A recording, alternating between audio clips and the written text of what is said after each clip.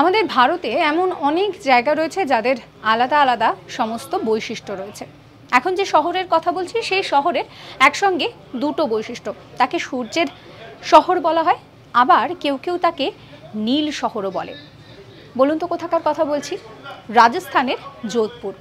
এখানে ঋতু পরিবর্তন হলেও সূর্যের আলো কিন্তু কখনো কমে না, সব সময় সূর্যের আলো ঝলমল ঝলমল করতে থাকে।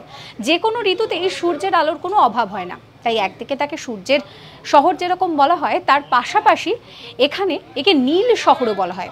কেন জানেন? তার কারণ হচ্ছে এখানকার প্রত্যেকটা বাড়ির রং নীল। এবার ভাবতেই পারেন যে নীল কেন? কারণ সেখানকার বাসিন্দারা মনে করেন যে এই নীল রং করলে মশার উপদ্রবের হাত থেকে তারা রেহাই পাবেন। আর সেই মতোই শুরুতে নীল রঙের বাড়ি বানানোর পর থেকে এখন এটা একটা প্রথা হয়ে দাঁড়িয়েছে। তাই জন্য একদিকে যোধপুরকে বলা হচ্ছে যে সূর্যের দেশ, যেহেতু সেখানে সব সময় সূর্যের আলো ঝলমল ঝলমল করছে, একটা ভীষণ ভাইব্রেন্ট ব্রাইট ব্যাপার থাকছে।